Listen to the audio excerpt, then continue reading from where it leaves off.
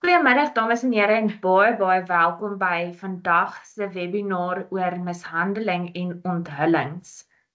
Dit is vir ons 'n verskriklike groot voorreg om julle by ons webinar te hê vandag. Net 'n paar praktiese reëlings. Ons gaan nie die kletskamer dophou deur die loop van die sessie nie. Julle is meer as welkom om vir my e-posadres te stuur met enige navrae en ek sal dan per e-pos jou antwoord. En as ek jou nie kan antwoord nie, sal ek definitief vir Jolandi raadpleeg. Op daardie noot wil ek net graag op 'n gepaste wyse vir ons begin. In Matteus 18 vers 5 tot 6 staan: En elkeen wat so 'n klein kindjie in my naam ontvang, ontvang my. Maar as iemand een van hierdie kleintjies wat in my glo, laat struikel, is dit vir hom beter dat 'n groot meelsteen om sy nek gehang en hy in die diep see wegsink.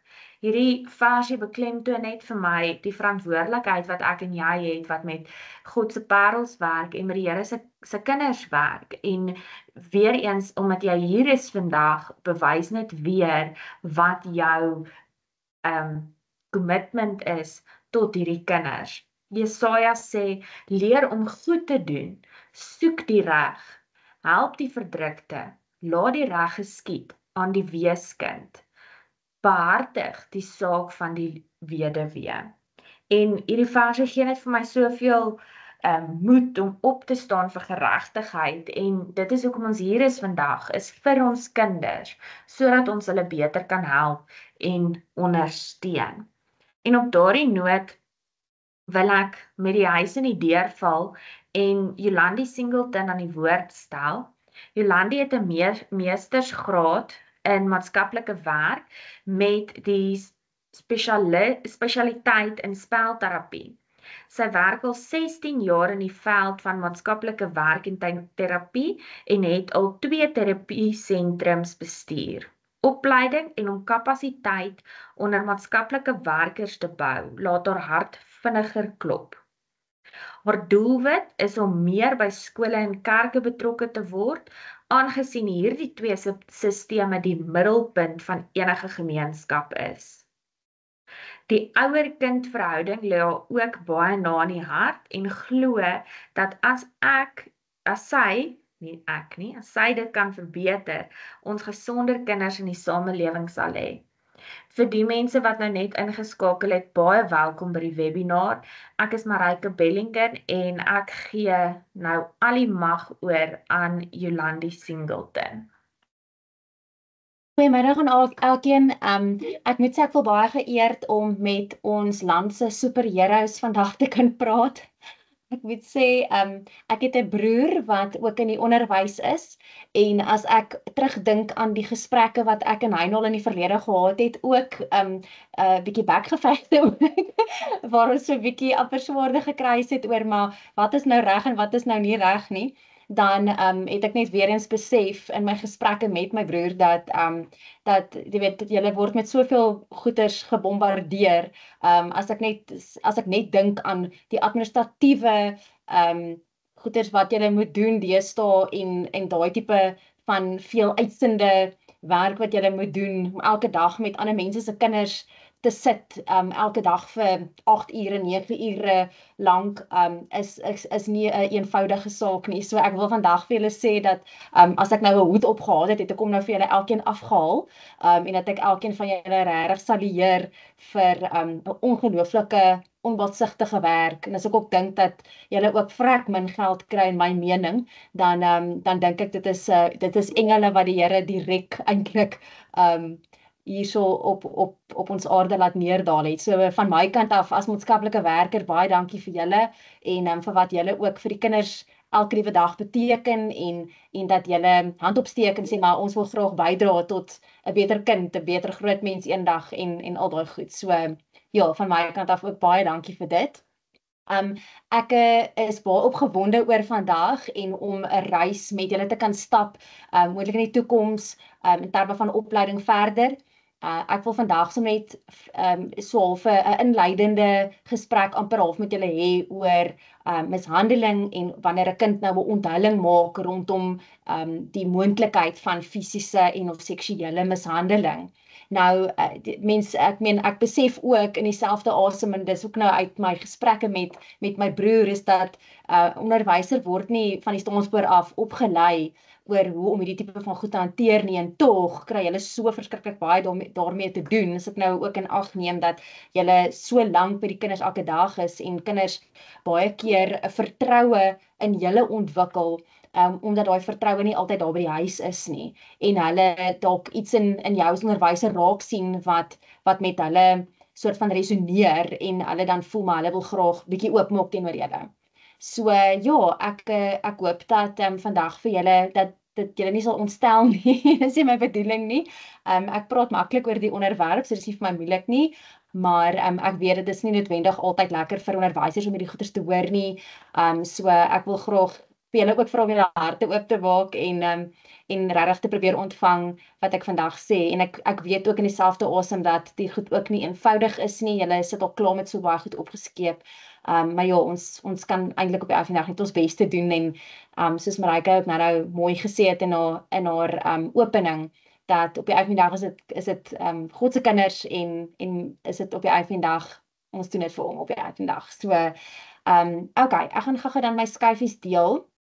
Okay, kom ons begin dan nou net, hierdie is nou maar net die onderwerp en daarso is dan ook my kontakbesonderhede. Ek sal ook my kontakbesonderhede dan nou aan die einde van my skyfies sal ek dit ook deel. So dit wat julle nou sien, sal julle ook aan die einde sien.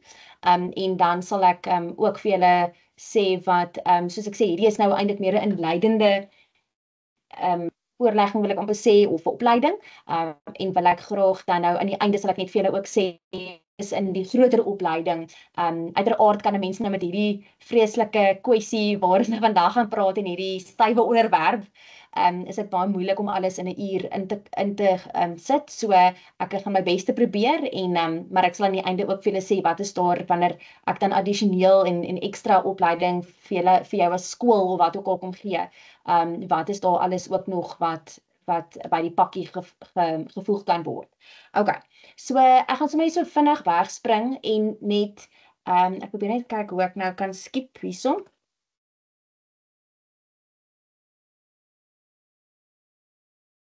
Ekskuus. Goed. Okay, so net om vinnig vir julle te verduidelik, ek gaan nie vreeslik nou in diepte hier ingaan nie, maar net om vir julle basies net te kan noem dat daar is omtrent 8 wette, as ek nou so vinnig hier tel, 1, 2, 3, 4, 5, 6, 7, 8, is daar 7 of 8 wette wat eintlik regtig waar dit baie duidelik maak dat wanneer 'n mens 'n vermoede het en jy is bekommerd of jy het een of ander vorm van vermoede oor dat 'n kind op enige vorm mishandel word, dan moet jy dit aanmeld. So die kinderwet byvoorbeeld veral is baie direk daaroor. So dis nie van wanneer jy tyd het of wanneer jy lus het of as jy nou bang of nie bang is nie of wat ook al. So die kinderwet sê baie mooi uitdruklik en ek sal dit in my volgende skyfie ook net vir julle wys, is dat wanneer jy rede het, genoegsame rede het om bekommerd te wees dat 'n kind moontlik mishandel word, dan moet jy dit aanmeld. En ons sal nou deurgaan ook oor hoe mens te doen en die basiese stappe wat jy as onderwyser ook kan neem, jou verantwoordelikheid ensovoorts. So ja, hierdie skyf is eintlik maar net om vir julle te wys dat daar's regtig 'n klomp wette daar buite wat ons eintlik regtig verplig om aan te meld.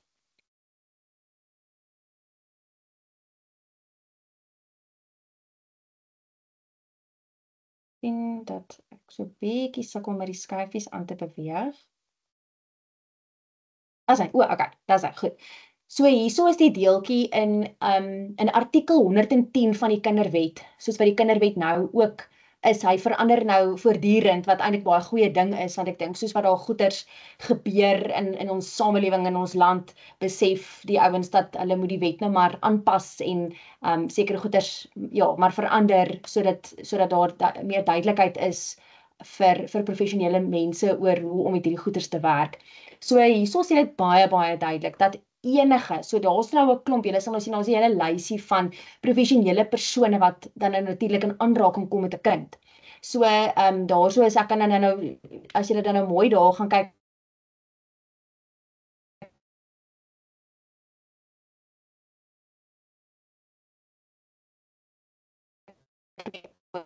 wat met ander woorde op enige wyse in aanraking kom met 'n kind.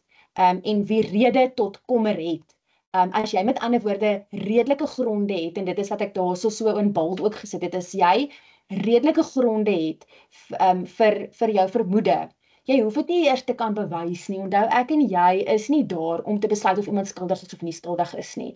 My en jou se rol is, indien ons bekommerd is en ons 'n welle vermoede het op grond van iets wat ons gesien het of iets wat ons gehoor het, dan moet ons dit aanmeld. So die sleutelwoorde daar is redelike gronde, en dan sou jy dan nou bewus wees of daai bekommernis het dat jy dit moet aanmeld, en dan is daar dan nou 3 ouens of 3 professionele stelsel, as ek dit nou so kan stel, waarby mense dit dan nou kan aanmeld. Nou, die ene is dan aangewyste kinderbeskermingsorganisasies, en dit is dan nou, ek neem aan, die bywoners nou van hierdie is dan nou reg oor die land. So ek weet byvoorbeeld in Gauteng is meeste van die organisasies hier nou byvoorbeeld CMR, Child Welfare, SAVF ensovoorts, en dan in die Kaap, weet ek is dan nou byvoorbeeld ACVV en dies meer. So, en daarso is nou 'n bietjie dit is 'n bietjie van 'n triekie ding, want baie van die kinderbeskermingsorganisasies het onlangs hulle statutêre magte verloor, wat natuurlik dan nou die kapasiteit rondom maatskaplike werkers wat statutêre funksies verrig, dan nou natuurlik verminder het. Omdat baie van die kinderbeskermingsorganisasies dan nou nie meer deur die staat gesubsidieer word, om dan nou hierdie statutêre funksie te kan verrig en kinders te kan beveilig, sou dit dan nou nodig wees nie. So, en dan die tweede liggaam wat dan nou ook kan optree en by wie mense dit dan nou moet aanmeld, is die Provinsiale Departement van Maatskaplike Ontwikkeling. So dit is dan nou basies die staat. So net om vinnig te verduidelik, die staat is dan nou met ander woorde in beheer van die maatskaplike ontwikkeling en alles wat daarmee gepaard gaan, en hulle sit dan nou natuurlik met die befondsing by hulle. So hoe dit dan nou werk is, wanneer 'n kinderbeskermingsorganisasie dan nou ook statutêre mag wil hê, dan kan hulle dan nou aansoek doen by die Departement van Maatskaplike Ontwikkeling om dan nou terselfdertyd subsidie te kry. En dan wanneer 'n kinderbeskermingsorganisasie dan nou subsidie ontvang van die Departement Maatskaplike Ontwikkeling, dan kry hulle ook statutêre mag. So nou, as mens nou dink aan instansies wat dan nou nie met die staat enige verbinding het met die staat nie, dan uiteraard kan mens dan nou weet dat dit is dan nou 'n kantoor of organisasie wat dan nou nie statutêre mag het nie. En dit beteken, as jy nie statutêre mag het nie, beteken dit jy mag nie kinders beveilig nie. Dit is nie binne jou mandaat om kinders te beveilig nie. Nou, ek gaan nou glad nie in 'n gesprek kan betrokke raak oor hoekom en wanneer en al daai tipe van goed nou kan wees nie, maar wat ek wel kan sê is dat die Departement van Maatskaplike Ontwikkeling regtig soort van daarop uit is om soort van te probeer verseker dat alles binne hulle mag val. En dit is dan nou met die gevolg dat baie van die kinderbeskermingsorganisasies dan nou hulle statutêre mag verloor, en dat die Departement Maatskaplike Ontwikkeling dan nou op hierdie stadium in Gauteng grotendeels koninkraai wat statutêre mag aanbetref. Die uitdaging egter met dit is dat daar is nie altyd genoeg van hulle beskikbaar nie. Dit vat geweldig lank om goeders gedoen te kry. En daarom is ek baie bly dat ek die derde liggaam kan aankondig, dat daar ook polisie, dat mense dit ook by die polisie kan aanmeld. Nou, daar's goeie en slegte nuus eintlik daarvan. Baie van die polisiebeamptes is nie eintlik voldoende opgelei oor hoe om kinders te kan beveilig, waarheen jy hulle vat en dies meer nie. En daarom is dit nogal vir my 'n passie ook om by maatskaplike werkers dit te gaan neerdruk en sê, gaan lei julle provinsiale polisiestasies op oor hoe dit werk en wat se vorms ingevul moet word en waar jy kinders kan plaas en dies meer. So 'n polisiebeampte is dan nou ook het met ander woorde dan nou ook mandaat om 'n kind te kan beveilig. En dit is dan nou natuurlik ook waar jy ook kan aanmeld sou daar 'n vermoede van kindermishandeling wees. En dan ook, ek weet, dit is 'n gesprek wat ek nou met baie onderwysers ook in die verlede gehad het, en daarom het ek daai ekstra reeltjie aan die onderkant bygesit, is dat om aan te meld in goedertrou. Met ander woorde, as jy daai deeltjie wat ek gebal dit redelike gronde het en 'n kind het op 'n sekere manier 'n sekere iets vir jou gesê wat regtig by jou groot rooi vlaggies laat, dan is jy absoluut in jou volle reg om dan die gewenste aanmelding te kan doen, die gepaste aanmelding te kan doen by die regte liggaam. En dan kan daar nie 'n siviele eis teen jou ingedien word nie. Nou ek weet daar is sulke voorbeelde in die verlede gewees van iemand wat nou so 'n aanmelding gemaak het en dan word hulle nou gedagvaar vir naamskending en al daai tipe van goed, maar op die ouend van die dag is dit baie belangrik om dan rekord te hou van alles wat jy gedoen het, alles wat jy nie gedoen het nie. En daarom is dit belangrik dat mens soort van weet wat is die regte ding om te doen sodat jy 'n goeie papier, ek wil amper sê paper trail, nê? Mens paper trail het oor alles wat jy van jou kant af gedoen het om hierdie aanmelding te kan doen. Ek wil eintlik sê as mens nie die aanmelding doen nie en dit sou uitkom dat jy wel bewus was van hierdie inligting wat die kind vir jou gegee het en jy nie aangemeld het nie, dink ek is daar groter moeilikheid. Ek dink wat dit vir jou kan inhou as iemand wat 'n poging gaan probeer aanwend om jou te dagvaar. So daarso is regtig waar daarso geen rede om vrees te hê daarvoor nie, solank jou papierwerk en so aan in orde is. So ek sal nou ook vir julle so klein bietjie tips en tools en tricks gee ook oor hoe om dit so goed as moontlik te doen. Okay, goed, wetlik gesproke net, wil ek net 'n paar goedjies dan ook onder julle aandag bring wat baie belangrik is. So wanneer 'n kind dan nou by 'n aanmelding maak of nou iets vir 'n onthulling dan nou eintlik by hom maak en sê oom Koos het nou so en so wat ook al aan my gedoen of so aan. Is dit baie belangrik om nooit beloftes te maak aan die kind dat jy vir niemand gaan vertel nie, want onthou die wet verplig jou. Daai woordjie moet is 'n woordjie wat ons ongelukkig nie kan lyk nie. So moet nooit vir 'n kind beloof dat jy nooit vir iemand gaan vertel nie, omdat jy onder wetlike verpligting is en eties gewys ook om dit dan wel aan te meld. Dit gebeur dan natuurlik ook dat of ek weet van voorbeelde ook van waar 'n onderwyser al byvoorbeeld 'n situasie wou aanmeld en die kind gedreig het om haar eie lewe te neem. So ek is heeltemal bewus daarvan dat dit ook 'n realiteit is. En ek dink dit is dan belangrik dat wanneer jy dit dan aanmeld, dat 'n mens dit ook onder daai persoon se aandag bring en sê maar hierdie kind het gedreig. Jy het nie eintlik moet nou eintlik so te stel, jy het nie net die kind se toestemming nodig om aan te meld nie, maar ek besef dat dit nogal mense in 'n moeilike posisie kan plaas as 'n mens dan nou voel dat jy met daai kind se lewe in jou hande sit. Op die einde van die dag dink ek sal 'n mens meer skuldig voel as ek nou half kan konteks gee aan dit is. Ek dink mens gaan skuldiger voel as jy dit nie aanmeld en nie die regte prosedure volg en jy weet môre oor môre het dit wat met die kind gebeur het nog aangehou gebeur. So ek dink is baie belangriker om steeds die aanmelding te doen en want die ding is as mens dit nie doen nie omdat jy bang is dat 'n kind se eie lewe gaan neem, dan is dit net so goed dat 'n mens nou maar gereg in eie hande neem en dit moet 'n mens tog nou nooit doen nie. So ja, dit is 'n baie moeilike situasie en daarom is dit dan belangrik dat sou dit dan gebeur dat so iets oor jou pad kom om dan dadelik met professionele mense, maatskaplike werkers in jou area of so. Ek dink is belangrik om vertroue op te bou met maatskaplike werkers in jou area waar jy werk. Kry daar een of twee wat jy wel vertrou. Ek weet in elke beroep is daar ouens wat mens nie altyd regtig mee regkom nie. En ek dink is belangrik om aan te hou soek totdat jy iemand kry wat jy regtig vertrou en wat jy in wie se oordeel jy met ander woorde kan vertrou. Moet nooit dat 'n kind 'n merk onder sy klere wys nie. Dit is definitief glad nooit 'n goeie idee nie.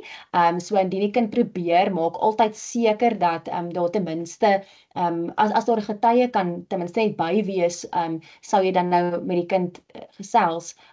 As dit enigstens moontlik is om 'n getuie by te kry, is dit eintlik eerste prys. Maar indien dit nou nie moontlik is nie, noteer dan ten minste net en sê die kind het probeer om sy hemp op te lig of sy broek af te trek of wat ook al. Noteer dit nie ten minste. Ek het altyd hierdie ding wat ek altyd vir mense sê is, hanteer die probleem nog voordat dit begin, want jy wil nie in 'n situasie kom waar iemand agterna sê maar hoor hierdie kind sê hy het sy broek afgetrek, hoekom het jy dit nie vir ons gesê nie, verstaan? So jy wil enige berg wat daar moontlik voor jou kan wees, wil jy eintlik dadelik in die lig bring en dadelik eintlik net deursigtig wees in terme van wanneer daar so iets gebeur het.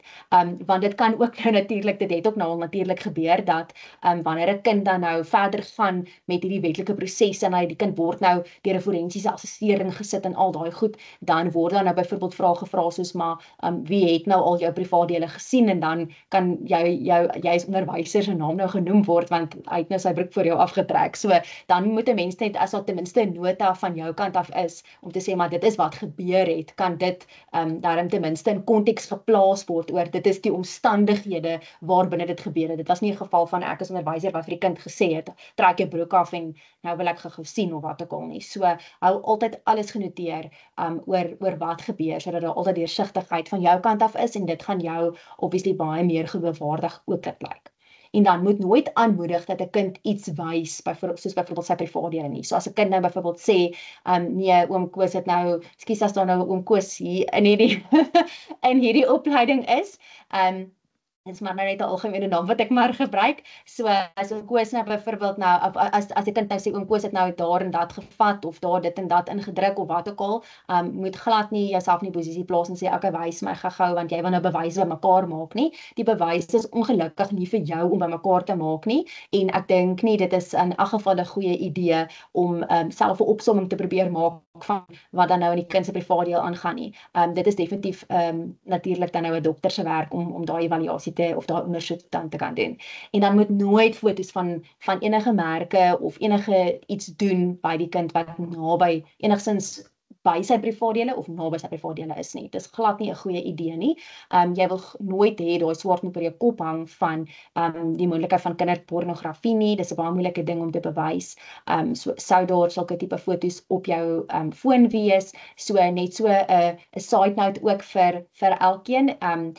Moet asseblief nie foto's van julle kinders neem en dit wys nie, selfs met 'n sterretjie by. Daar's ongelukkig mense daar buite wat nie jou kind se beste belang op die hart dra nie, so dit is regtig nooit 'n goeie idee om foto's van enige aard van jou kind of iemand anders se kind waar hy nie eintlik al sy klere aan het nie, op jou foon te hê en dit rond te stuur nie, want sou daar per ongeluk iets gebeur waar jy as onderwyser in aanraking kom met 'n kind of iets gebeur, dan kan jou naam so klein bietjie of jou woord kan so 'n bietjie in twyfel getrek word as daai tipe goed op jou foon ontdek word en jy dan nou as jy dan nou ondersoek word en dit dan nou op jou foon ontdek word. So dis 'n verskriklike moeilike ding deesdae met ons telefone en sosiale media en daai tipe goed wat dit regtig baie ingewikkeld maak. So wees baie op julle pas op en staan voor. So indien 'n kind byvoorbeeld 'n merk wys en maar byvoorbeeld oom Koos het hom nou verwir en die kind verwerg of so en ons 'n merkie, dis heeltemal fyn. Dis darm nie naby genoeg aan die borste of wat ook al, dis darm hierso, so as die kind nou van sy hemp net 'n bietjie of so moet lig, dis heeltemal voldoende. En dan moet mens natuurlik in ag neem, 'n kind wat dan nou seksueel misbruik is, het moontlik aan die een kant kan hulle baie soort van hulle grense al so oorskry dat hulle sommer vinnig net gou wil uittrek en wys en so, want hulle is eintlik al so gewoond om soort van daai aksie te doen. Aan die ander kant is baie van die kinders nou al baie van daai kinders al so privaat geword dat hulle net oral wil toehou. So wees baie versigtig ook in terme van hoe jy probeer bewyse bymekaar maak. Dit is ongelukkig nie ons rol, selfs nie eens my rol nie. Ek sal nooit eers 'n foto van 'n kind neem. Ek het wel een keer het ek toe ek nog statutêre werk destyds gedoen het ek foto geneem van 'n kind wat verskriklike snye op sy arm gehad het soos wat iemand hom aangeval het. So dit is daarom nog veilig. Dit is nie naby enige privaathede nie en dit is daarom nog veilig. En dan dat 'n mens net by sou jy dan so 'n foto hê dat jy net ten minste net ook noteer daar iewers weet 'n nota maak op van dat hierdie betrokke kind se besering is, want sou daar dan nou die oortreder dan nou in die hof wees of wat ook al, kan sy verdedigingsprokureur kan maklik sê, maar hoe weet ons dit is daai kind se arm? So hulle probeer ons maar altyd twyfel saai, so maak ten minste net 'n baie duidelike nota iewers dat dit wel hierdie betrokke kind se merke is. En daarom is eintlik 'n dokter se verslag net soveel beter. Niemand kan daarmee stry nie. En dan as daar 'n merk op 'n ander plek is, nog by die privaat sit, kan jy 'n foto neem, maar maak maar net eerder seker dat daar wel getuie by wees en soos ek sê, noteer dit maar net in elk geval. Okay. Dan as 'n kind merke wel op sy lyfie het en die beweerde skuldige is die ouer of die versorger. Met ander woorde, nou het jy nou eintlik 'n onthulling. Jy het of 'n onthulling van 'n kind wat sê my stiefpa of my pa of my ma of my oupa of whoever doen dit aan my. En jy kan nou kan jy nou die merke fisies sien. Met ander woorde, dit is en jy kan eintlik dis nogal redelik wil ek sê voor die hand liggend dat dit nogal nuwe vars merke is. Dan is die kans baie goed dat die kind in onmiddellike gevaar is. So dan moet 'n mens dan nou gaan kyk na dat die kind dan nou so gou as moontlik by die hospitaal uitkom. Want mens werk eintlik maar op 'n 48 uur tydperk, want dit is wanneer jy daai beserings eintlik die maklikste is om dan soort van op te spoor en wel nie net op te spoor nie, maar om 'n nota daarvan te maak en verslag te kan doen oor die aard daarvan, die erns daarvan ensovoorts. So ek dink maak seker altyd dat as daar iets is wat baie vars is, soos byvoorbeeld dan nou 'n kind wat sê so en so doen dit en dit aan my. Maak altyd seker en bevestig by die kind of dit nog steeds gebeur. Met ander woorde, wanneer is die laaste keer wat dit gebeur het? Sou dit dan nou vanoggend wees of gisteraand of wat ook al, dan sit jy met baie vars bewyse wat 'n dokter so gou as moontlik by moet uitkom, sodat wanneer hulle daai verslag dan doen in terme van die kind se beserings of wat ook al, dat daai beserings dan nog vars is. Ek dink dit is net makliker vir 'n dokter om daarvan te kan verslag doen. So hierdie verslag waarvan ek nou juis praat, noem hulle 'n J88. Nou julle is baie welkom om sommer te gaan Google, dit is maklik op Google ook te kry. So jy gaan Google net J88 en daar kan jy baie mooi sien hoe lyk so 'n verslag. So hy het baie mooi sulke soos 'n liggaams buitelyne van die liggaam en van die genitalie en so aan. En dit is waar die dokter dan nou aandui presies waar die besering is. Of as daar nou 'n gaatjie iewers is wat nou oopgerek het of wat ook al, dan kan hulle dit dan nou op daai verslag dan nou aandui. So die J88 is dan nou basies die amptelike verslag of nota wat 'n dokter dan nou voltooi as bewysstuk van hierdie skade van die kind. En dan in die geval van moontlike penetrasie, met ander woorde, as geslagsdele gebruik en daar het iets iewers ingegaan, dan is dit hoef nie noodwendig net byvoorbeeld 'n genitalie te wees nie, dit kan dan nou ook 'n voorwerp wees, soos skoen, 'n stok of wat ook al, dan kan 'n mens, jy kan nou nie noodwendig met 'n voorwerp DNA byvoorbeeld kry nie, maar dan kan hulle ten minste dan die erns van die skade ten minste net bepaal. So wanneer daar penetrasie was met genitalie, dan is die moontlikheid natuurlik dan dat daar DNA kan wees. En dan hoe dit dan werk is wanneer die kind dan nou by die dokter is of by die hospitaal is en dan nou deur daai mediese ondersoek gaan, dan is die FCS, ek sal nou vir julle sê waarvoor dit staan, is die FCS dan veronderstel om betrokke te raak. So die FCS, die F staan vir Family Violence, die C staan vir Child Protection en die S staan vir Sexual Offences. So dit is basies 'n onderafdeling van die polisie wat spesialiseer daarin om met kinders dan nou om met sake te werk waar kinders dan nou met ander woorde seksueel misbruik is ensovoorts. So dit is nou ek nou amper sê die kinderbeskermingseenheid as mens dit nou so kan stel. So dit is dan nou waar hulle dan nou hulle het dan nou 'n rape kit en dit is dan nou al die instrumente en so aan wat 'n dokter dan nou nodig het om dan nou hierdie ondersoek te kan doen, hierdie mediese ondersoek te kan doen met die kind. So dan bring die FCS eintlik dan nou hierdie rape kit, hulle noem dit 'n rape kit, dan bring hulle hierdie rape kit na die hospitaal toe, en dan gebruik die dokter dan nou hierdie instrumente en goedjies wat hulle dan nou hulle ondersoek mee moet doen om te kyk of hulle DNA kan trek en so, en dan stuur hulle dan nou die hospitaal, die dokters kan mos dan nou daai bewyse dan nou stuur na die laboratorium toe om te kyk of hulle dan nou daai DNA bewyse kan kry. So terselfdertyd wat 'n hospitaal of 'n dokter wat dan nou hierdie ondersoek doen, wanneer daar nou penetrasie was, is dit eintlik belangrik dat natuurlik nie net die hospitaal dan nou dis nie net hulle dan nou wat betrokke is en die polisie of die FCS dan nou altans raak dan nou natuurlik ook self betrokke. So ek was byvoorbeeld nou al in 'n paar sulke situasies gewees waar die kind dan 'n hospitaal toe gevat het en waar die kind aan my onthul het. En dan vat ek die kind hospitaal toe en dan het die FCS dan nou daar opgedaag met die rape kit en want die meisietjie het toe nou genoem dat dit was 'n ander seun in die skool wat haar verkrag het. So en dit het op die skoolsperseel gebeur. So op die einde van die dag het die FCS toe daar gekom met die rape kit en hulle kon toe daai rape kit gebruik om dan nou die mediese ondersoek te doen. Okay. En dan net sekere hospitale is geakkrediteer om hierdie rape kit tipe ondersoek te doen. So my voorstel is altyd vir skole is kry 'n persoon in die skool, 'n verteenwoordiger of as daar 'n maatskaplike werker of iemand is wat net kan seker maak by in die omgewing waar jou skool is of waar jou kinders woon of so, waar die kinders in jou skool woon. Ek dink dit is belangrik om uit te vind watter hospitale en dokters is daar in die omtrek dat 'n mens nie nou wanneer so iets gebeur nou skielik rondskarrel en probeer iemand soek nie want baie dokters is ook maar huiwerig om betrokke by sulke goedjies te raak omdat hulle nie dan nou hulle weg altyd oop sien om of dit te gaan om te gaan getuig en so voorts nie.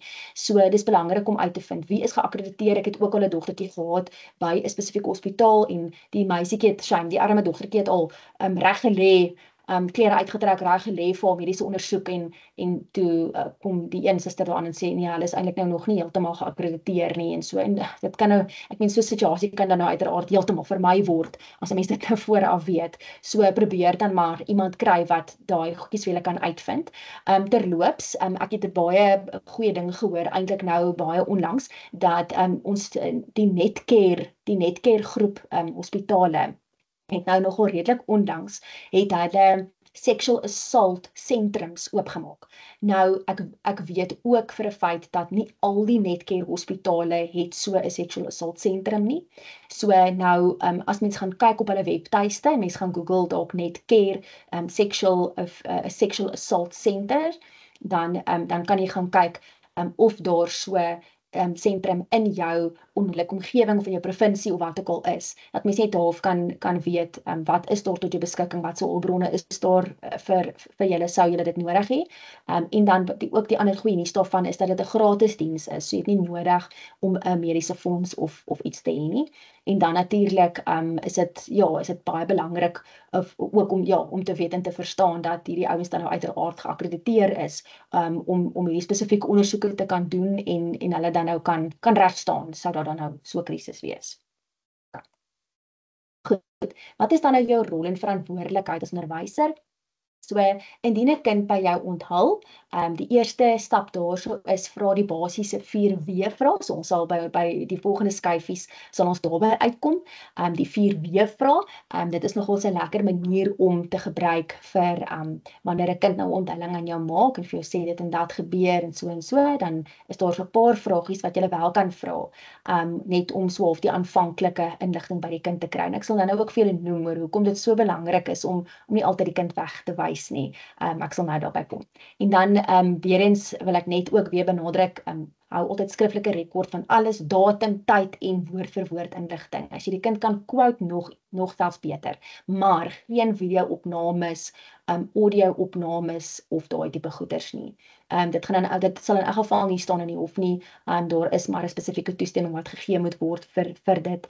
So vermy dit. Ek dink onderwysers en ons maatskaplike werkers moet maar altyd seker maak ons het iewers 'n notaboekie by of wat ook al.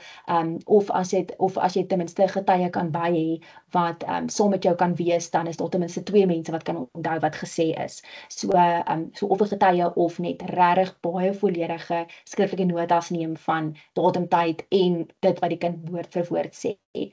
Dit is baie belangrike inligting wat baie meer gewig dra.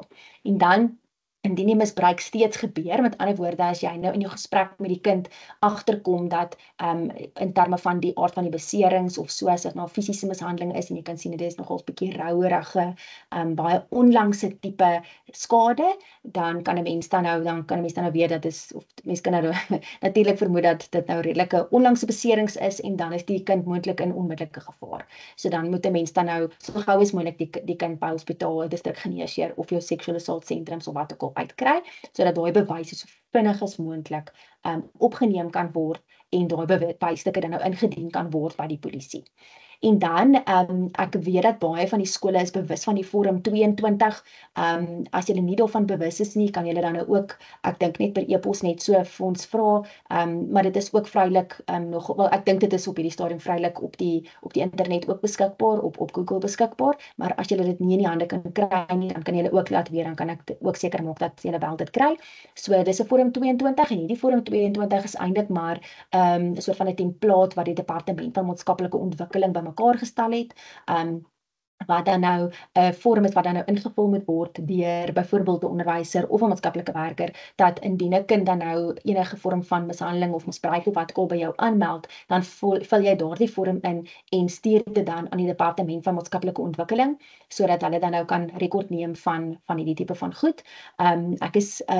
Ek is redelik onseker op hierdie stadium oor die sukses van die werking van hierdie vorm, maar ek dink is altyd belangrik om altyd jou eie kant skoon te hou en seker te maak dat mens wel doen wat protokol vereis.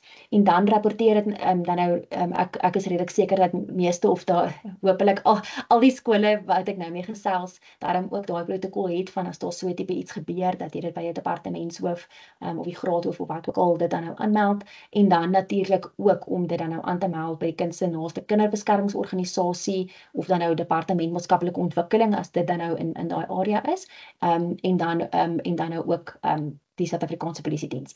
So ek dink is belangrik ook om in ag te neem dat 'n mens nie altyd noodwendig weet waar presies om dit nou aan te meld, en daarom is dit ook belangrik, net soos wat 'n mens moet soort van uitvind, maar waar is jou naaste hospitale en wie is die dokters wat geakkrediteer is om dit te doen ensovoorts. Dink ek is altyd ook 'n goeie idee om in aanraking te kom met jou naaste kinderbeskermingsorganisasie en uit te vind of hulle wel statutêre mag het. So dis belangrik punt nommer 1 om uit te vind, het julle statutêre mag? En dan ook wat belangrik is om in ag te neem dat wanneer 'n kind se situasie aangemeld word, so elke organisasie, 'n kinderbeskermingsorganisasie of selfs Departement Maatskaplike Ontwikkeling word in spesifieke areas opgedeel. So daarso is vir elke woonbuurt of elke area in Suid-Afrika is daar 'n spesifieke kinderbeskermingsorganisasie kantoor of 'n Departement Maatskaplike Ontwikkeling wat basies toegeken word aan 'n spesifieke area.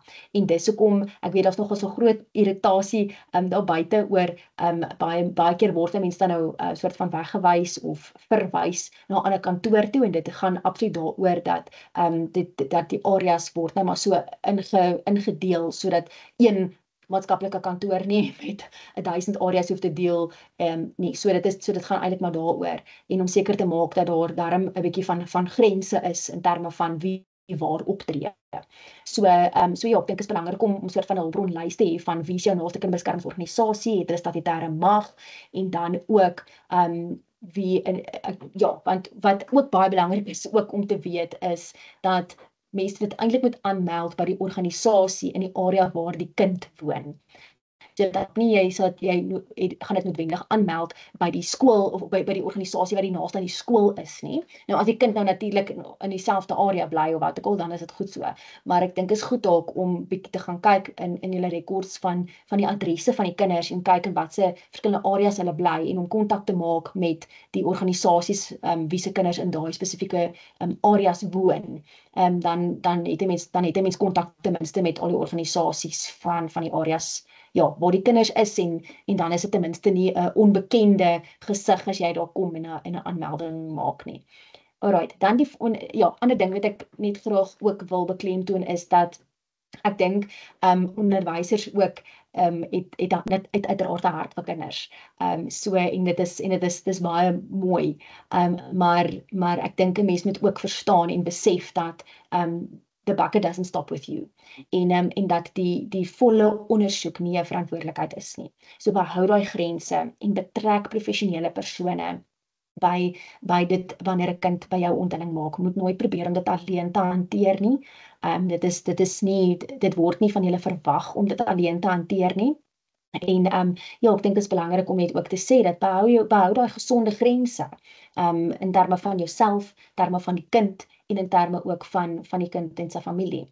So sou 'n mens dan nou met die familie praat en sê hoor dis nou wat gebeur het, die kind het vir my dit en dat kom sê of so, dan is die versoeking nogal baie groot om baie emosioneel betrokke te raak by die ouers. En dit is die verkeerdste ding wat 'n mens kan doen, want voor jy kom kry word jy in goed ingesleep waarvoor jy eenvoudig net nie gereed is nie. So behou daai grense en betrek eerder so gou as moontlik ander professionele persone wat die saak kan oorneem. Goed, jou reaksie. So sou 'n kind dan nou by jou onthulling maak of jou iets sê. So belangrik om te weet dat kinders maak dikwels tentatiewe onthullings. So hulle sal sulke goedjies sê wat baie vaag is. Hulle sal, ek gaan nou 'n voorbeeld gebruik. Soos byvoorbeeld 'n kind sal sê net maar ek moet sê, oom Koos speel met my. Nou uit die aard van as ons nou net bloot onskuldig sal wees, dan sal ons nou net sê, dis baie lekker, yes, jy is baie gelukkig.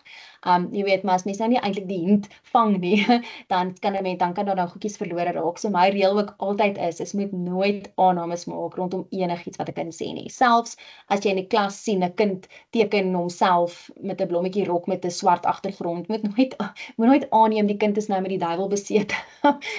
Of alles is nou donker of rondom hom of wat ook al nie. Mense moet ook nooit interpretasies eintlik maak met rondom tekeninge en daai tipe van goed nie. 'n Kind is op die einde van die dag die kundige van sy eie tekening. So ek dink is baie belangrik om altyd vir die kind wat eintlik die expert is van dit wat hy sê en dit wat hy miskien teken of wat ook al om regtig eintlik uit te vind wat daar aangaan.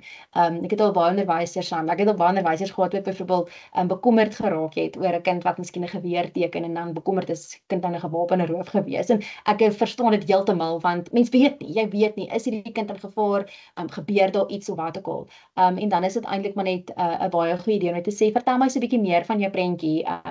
Jy weet, en dit kan iets verskriklik onskuldig wees op die einde van die dag. So ek dink jy moet altyd net klarifiseer oor dit wat die kind vir jou sê. So dis eintlik 'n baie goeie beginsel om altyd in ag te neem wanneer mense met kinders werk, is om nooit jou eie aannames te maak nie. Kinders het groot verbeeldings ook en hulle hoor goed op die TV en sosiale media en so aan. So mense moet nooit aannames maak nie. Nou, kinders sal baie keer goeie sê, want as prins vir jou sê, om te kyk wat jou reaksie daarop is. So kinders het baie keer, dan sal hulle kom en goeie sê, en dan kyk hulle, is jy okay met wat ek nou sê, en as hulle sien dat jy van die staanspoor af, so bietjie, ek wil amper sê, gedisreguleerd is, dan is die kans baie goed dat hulle jou nie weer gaan nader, sou daar iets erger gebeur nie. So dit is eintlik so belangrik, en dit is so vrek moeilik. Dit is so vrek moeilik om 'n mens se eie emosies te beheer, wanneer 'n kind vir jou iets verskrikliks vertel, en so half daai pokerface te hou. Maar dit is so belangrik, want 'n kind is heel moontlik besig om jou te toets, en te probeer kyk dat sou ek vir jou hierdie volgende erg ding vertel, gaan jy dit kan hanteer. Want die laaste ding wat 'n kind wil hê, is om jou te ontstel vir alles wat hy baie van jou hou. So as hy baie respek vir jou het as 'n onderwyser of as mens of wat ook al, wil hy jou glad nie ontstel nie. So hulle toets so sulke klein goedjies en kyk of jy 'n goeie reaksie of ten minste net 'n gemaklike reaksie sou hê. So ek het altyd so half hierdie reaksie waar ek as 'n kind vir my iets sê, dan sê ek net, okay. So ek sal nie as 'n kind nou vir my sê, hy het nou dit of dat gedoen en dis nou so verkeerd, sal ek nou nooit sê, wonderlik, dis 'n fantastiese idee, hier's 'n high five nie. So ek sê net, ek het net so half hierdie pokerface en sê ek, okay. So ek sê eintlik maar dit, met daai reaksie sê ek eintlik altyd net vir 'n kind, dat ek hoor wat jy sê, maar ek okay niks nie. Ek sê nie, dis wonderlik en ek moedig dit aan nie. So om net so half vir hulle daai erkenning te gee van ek hoor wat jy sê, om net te sê, okay, jy weet in jou kop of te skud en 'n neutrale tipe van reaksie te hê. Kinders is half meer geneig om met sulke mense te gesels, sou hulle dan nou die nut het daarvoor. En dan, hulle toets jou om te kyk hoe jy reageer op goedjies. Is jou reaksie verskriklik belangrik, nie net wanneer die kind 'n onthulling maak nie, maar ook in die algemeen. So byvoorbeeld nou, as 'n kind nou by jou kom klik, of storieetjies aandra, hulle dra ons verskriklik storieetjies aan, en dit is nogal iets wat ek onderwysers ongelooflik jammer in kry, want jene.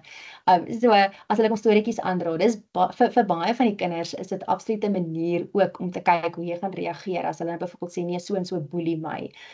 Dan kyk hulle, wat is jou reaksie? En as jy dan nou uiteraard daarso gaan 'n groot reaksie gaan toon, dan gaan hulle jou 10-10-1 nie weer kom pla met 'n ander tipe onthulling of iets anders wat hulle jou wil kom vertel nie, want jy is duidelik nie okay om dit te hanteer as ek vir jou sê ek word geboelie nie. So ek weet nie hoe gaan jy dit hanteer as ek vir jou sê oom Koos doen dit en dat aan my nie. So dis nogal amper 'n klap teen die gesig as 'n mens eintlik so half net weer moet gaan kyk na mense reaksie en so half net weer daai, okay, tipe van reaksie. So ja, en dan sê vir die kind altyd dat jy hom of haar glo. Maak nie saak wat nie. Al is dit 'n kind wat soort van amper uit gewoonte uit soort van jokstories vertel of wat ook al. Sê altyd vir die kinders dat jy hulle glo.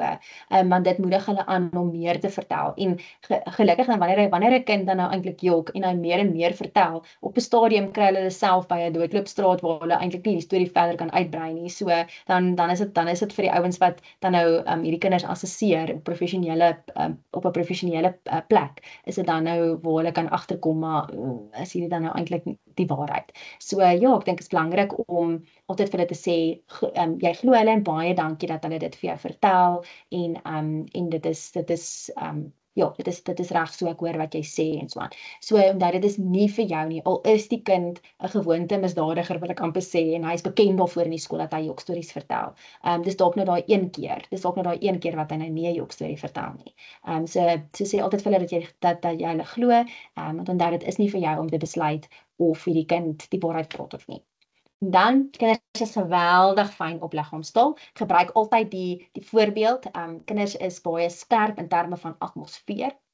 So dit is maar soos wat die liewe Vader ons gemaak het. Ek weet nie of jy al met mense in aanraking gekom het wat byvoorbeeld blind is nie. Ek het so baie respek vir mense wat byvoorbeeld 'n gestremdheid het of wat ook al, dan dink ek tot myself, maar wat eintlik wonderlik van hulle is dat hulle dan ander sintuie het wat dan nou verder opgeskerp word, wat eintlik soort van dan oorkompenseer vir die feit dat daar 'n spesifieke sintuig is wat dan nou nie effektief is nie.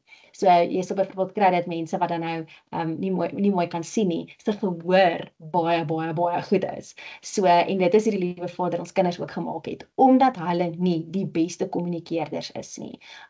Daai kommunikasie is ook 'n vaardigheid, nê? Om te luister is 'n vaardigheid. Dit is nie iets wat 'n mens nie gebore word of wat ook al nie. Dit is 'n vaardigheid wat 'n mens leer deur dit wat jy sien, deur hoe ander mense luister en hoe hulle reageer. So luister bly altyd 'n vaardigheid. Maar omdat kinders se kommunikasie vermoë, waarvan luister natuurlik dan nou een is, nie so goed is nie, het die Here vir hulle, dink ek, 'n ander sintuig gegee wat baie skerper is as selfs ons groot mense sin, en dit is om atmosfeer te voel. So hulle kan baie vinnig aanvoel wanneer hulle iemand kan vertrou of nie vertrou nie. Ek sê altyd ook, as jy 'n opinie van iemand wil hê, vra 'n kind of vra 'n hond. So dit is nogal, dan kry mens nogals meeste van die tyd 'n baie akkurate idee van wat jy in daai persoon wil kry. En dan jou aanslag is baie belangrik. So dan, ek wil dit eintlik of so ook stel, is dat dit geweldig baie guts vir 'n kind vat om 'n onthulling te maak. Dit is nou net so goed, en hierdie gaan nou dalk verskriklik kras klink, maar dit is actually, ek wil dit amper die voorbeeld gebruik van, dit is net so goed iemand vra vir jou, hoe was jou eerste seksuele ervaring? Dit gaan verskriklik wees, jy gaan half. So vir 'n kind om dit vir iemand te vertel, vat geweldig baie moed. En dit is nie vir hulle 'n eenvoudige saak nie. En baie keer het die kind die moed om dit net daai een keer te sê. En as daai eerste keer of die enigste keer wat hulle dit sê, nie goed en reg vasgevang word nie, is daai inligting 10-10-1 vir altyd verlore. En daarom my rede hoekom ek sê dat 'n mens nie sommer net 'n kind moet nie, want dit is dalk, hy het homself dalk nou opgebou om nou wel vir die juffrou nou te vertel, en hy het nou sy asemhaling gedoen is om nou sy storie te kom vertel. So dan is dit belangrik om wel dan daai storie te kan vasvang, sodat dit nie iewers te verlore raak en daai kind se moed iewers te gebreek word nie. En dan is die reaksie wat jy dan nou daarop moet hê baie belangrik, dat sou die saak dan nou verder ondersoek moet word, dat hulle dan kan sien met hulle eerste ervaring wanneer hulle storie gedeel het, dat dit nie so sleg was nie. So met ander woorde, wanneer die saak verder in die toekoms ondersoek sou word, dan het die kind alreeds die die gevoel gekry van dit is okay om my storie te deel. So dit is baie belangrik om te besef dat dit baie keer by jou begin, en dat jy soort van die atmosfeer skep vir die kind oor hoe hierdie verder gaan verloop. Okay, dan nou my volgende 2 skyfies, waarmee ek dan nou afsluit, net so 'n paar praktiese wenke, net van wat mens dan nou kan doen, sou die kind dan nou onthulling maak.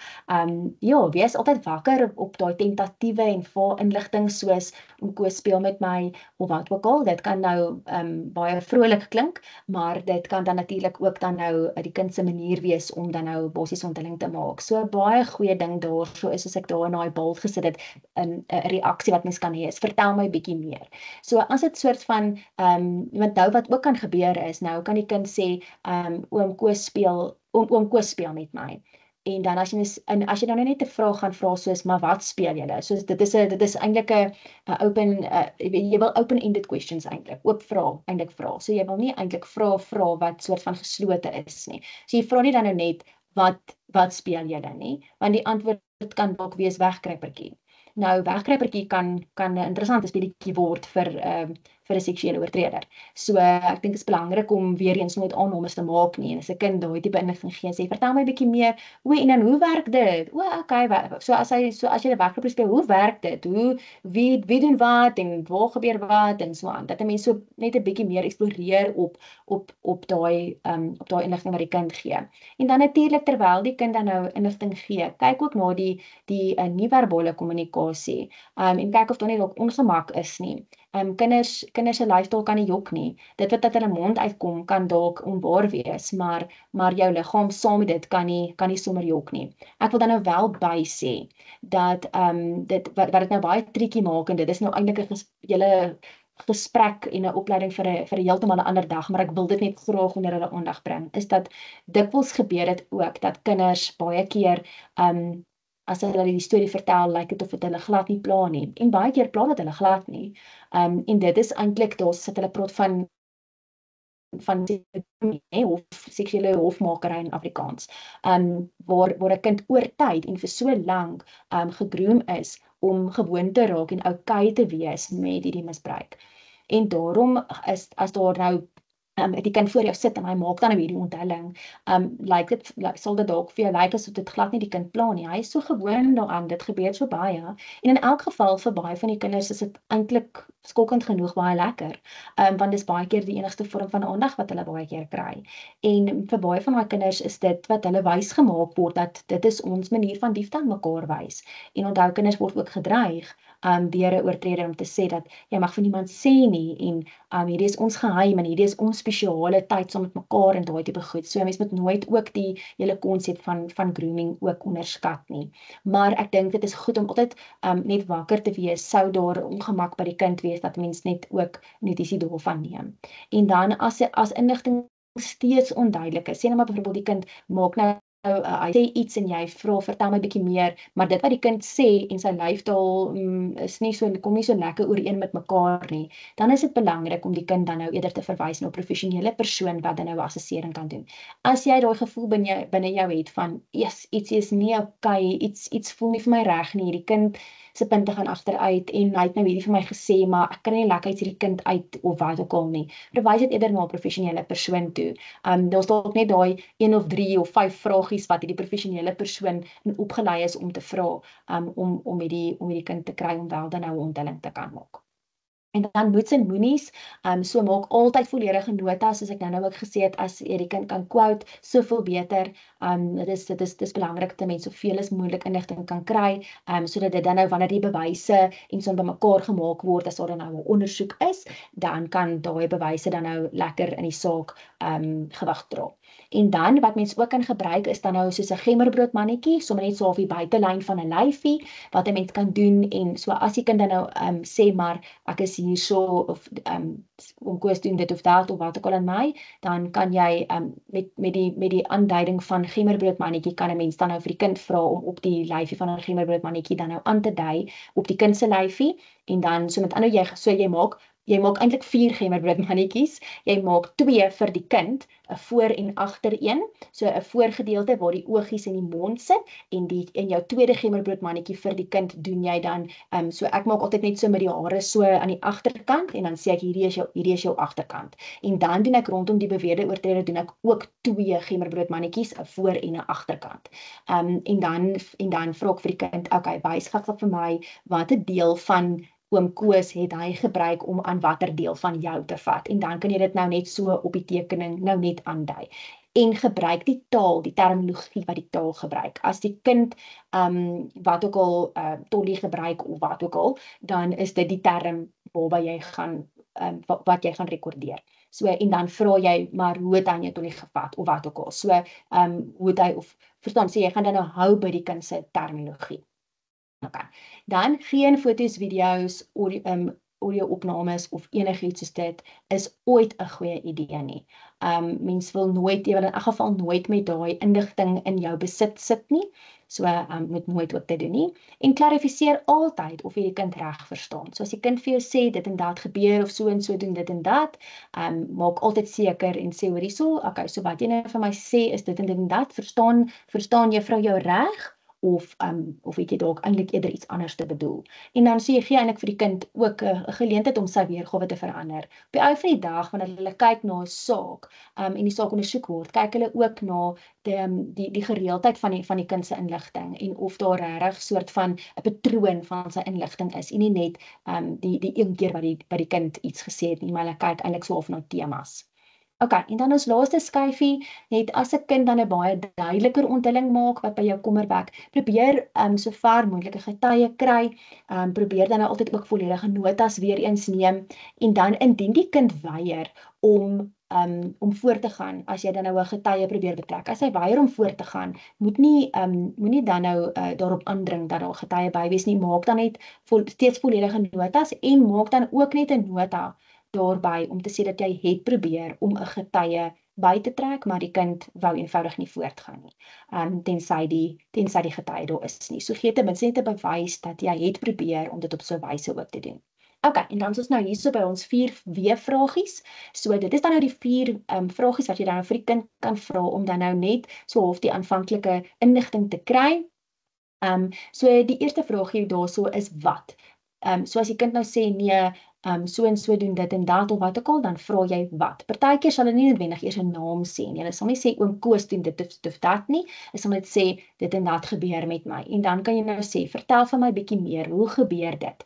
En so jy gaan eintlik net, ek het ook nou hierdie reaksie van as kinders nou vertel, dan sê ek, ja, verstaan, om eintlik half kinders aan te moedig om aan te hou vertel. So, sonder om te sê en toe, want dit kan nou eintlik half as leidend ook beskou word. So jy wil eintlik iets half, ja, ek hoor, weet daai tipe van reaksie van, ja, ek hoor, en jy die kind eintlik soort van net aanmoedig deur jou stemtoon om voort te gaan met sy storie, want jy wil soveel as moontlik inligting kan kry, want onthou, jy is partykeer in die posisie waar die kind eerste aan jou onthul en dalk nooit weer teenoor enigiemand anders te gaan onthul nie. So dit is dan belangrik om soveel as moontlik inligting te kan kry as wat enigstens moontlik is en sover as wat die kind jou toelaat natuurlik.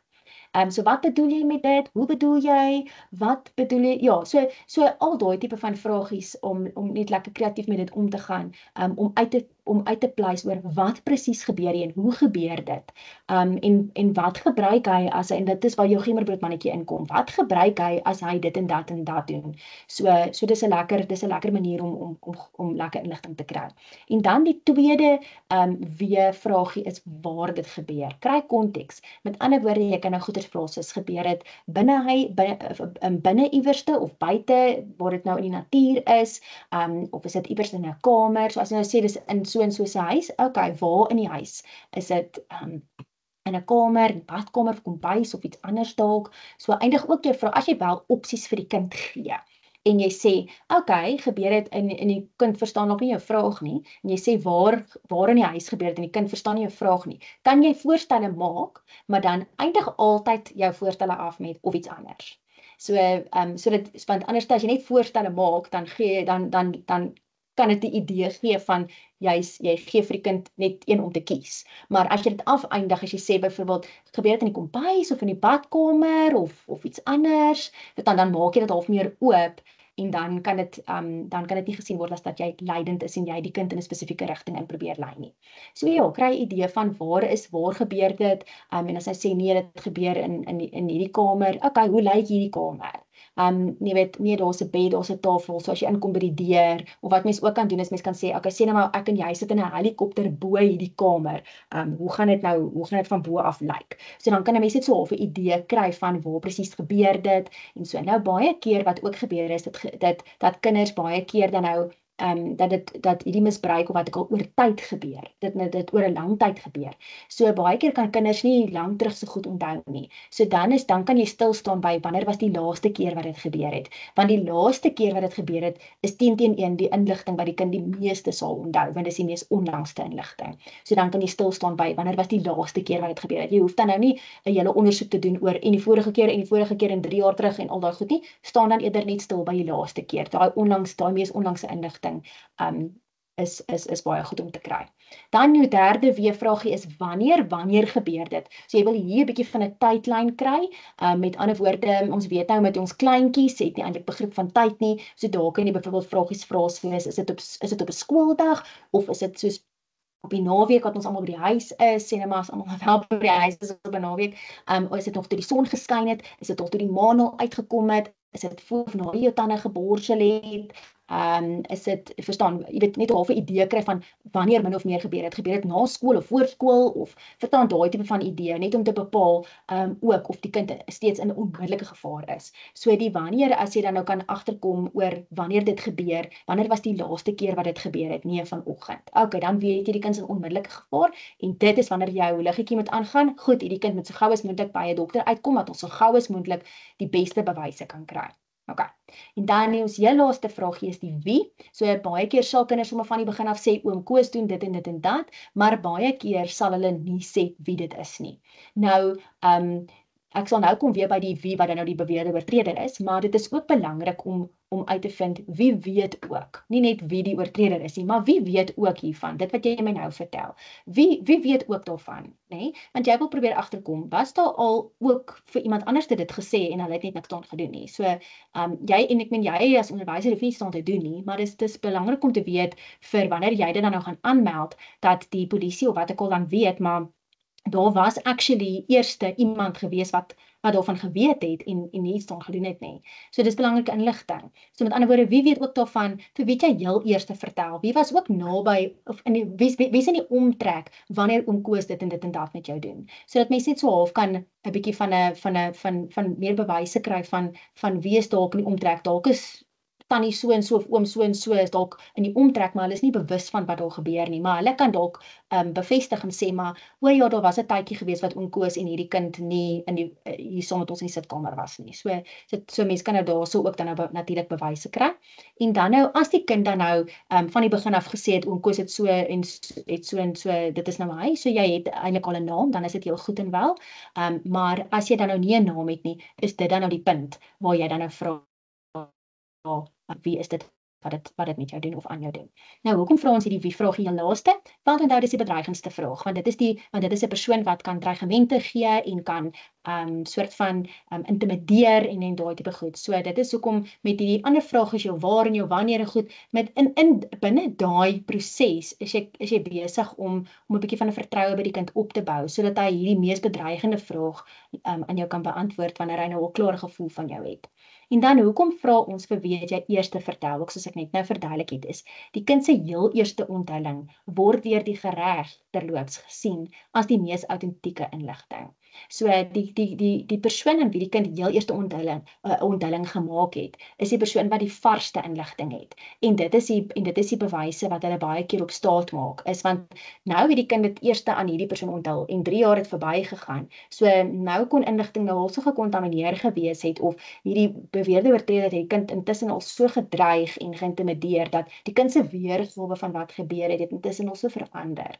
En 3 jaar later is dit eintlik amper 'n heeltemal ander storie. So dis hoekom dit belangrik is, wat was die kind se heel eerste inligting en vir wie het hy hierdie gesê en wat het hy vir hierdie persoon gesê?